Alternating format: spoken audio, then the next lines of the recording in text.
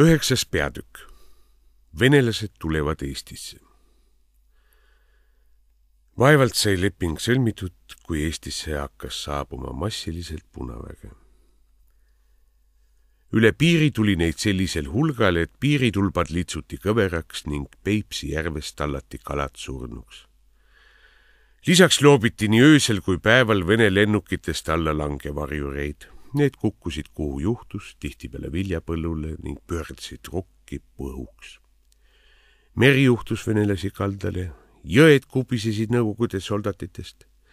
Nad triivisid kusagile pilliroogu ja jäid sinna pidama, et vajaduse korral kurja teha ning rahulikku rahvast rünnata.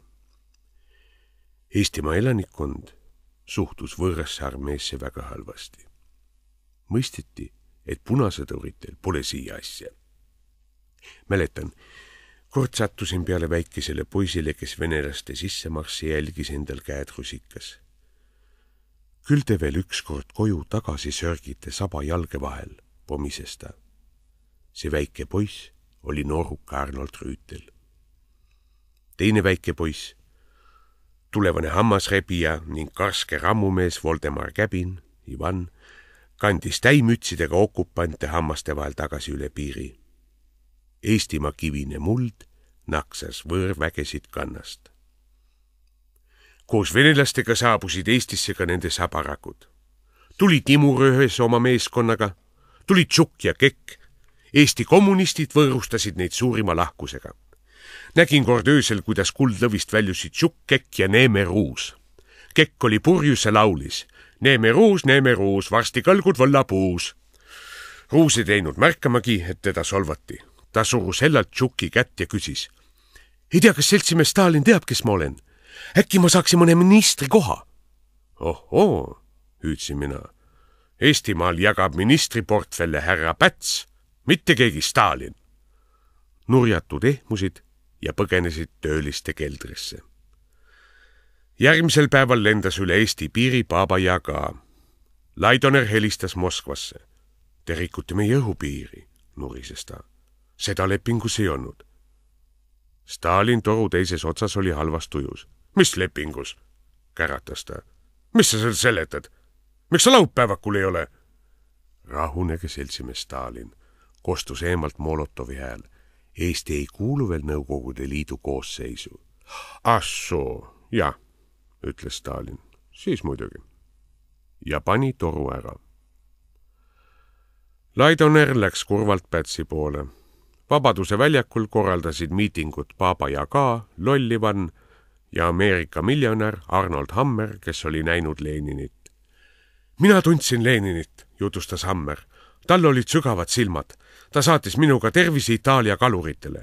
Hurraa! Hüüdis Neeme Ruus esimesest reast. Pätsi juurde jõudis Laidoner väga nukras meeleolus. See pole enam Eesti kaebasta.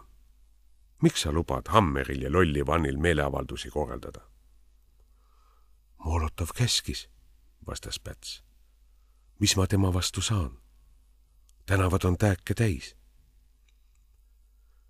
Istusime murelikult laua taha ja mängisime närvide rahustamiseks kabet. Iga veerand tunni tagant helistas Moskvast Molotov ja dikteeris uue käsu. Mis värvi püksid sul jalas on? Küsis ta näiteks Pätsilt. Pruunid. Pane mustad. Mis jäi presidendil üle? Tal oli ju tääk kukles. Veidi aja pärast uuesti. Mida sa sööd? Mune söön. Praetud mune. See ei meeldi mulle. Söö kapsast. Päts sohkas. Nii väga maitsesid talle munad. Aga teha polnud midagi. Eesti rahvas ei soovinud verevalamist. Mõni aeg hiljem teatas Molotov, et talle ei meeldi meie peaminister. Seenpalu pole miski mees. Pange mõni teine. Kelle me paneme, Molotov? Pange see pidžaamas sell, uluots või? See on juba tont teab, mis süüdsi mina. Kelleks nad ennast peavad? Aga Päts vaid ohkas ja saatis uluotsa järele. Tänaval seisid Vene sõdurid ja õpetasid lastele selliseid rumalaid sõnu nagu kopikas, sinel, kolhoos. Vares Barbarus läks kiirel sammul mööda. Tema juurde astus Tuglas. Tere, Vares, ütles ta. ei tea, peaks äkki Loomingule mõne kaastöö kirjutama. Eks sina, Illimar, kirjuta, kui tahad, vastas Vares ülbelt. Mina kirjutan Pravdasse. Douglas jäi ammuli sui vahtima, kuni tuli Kailit ja sõbra koju viis. Kõikjalt kostis raginat ning mööbel rappus. Maakera oli itta pöördumas.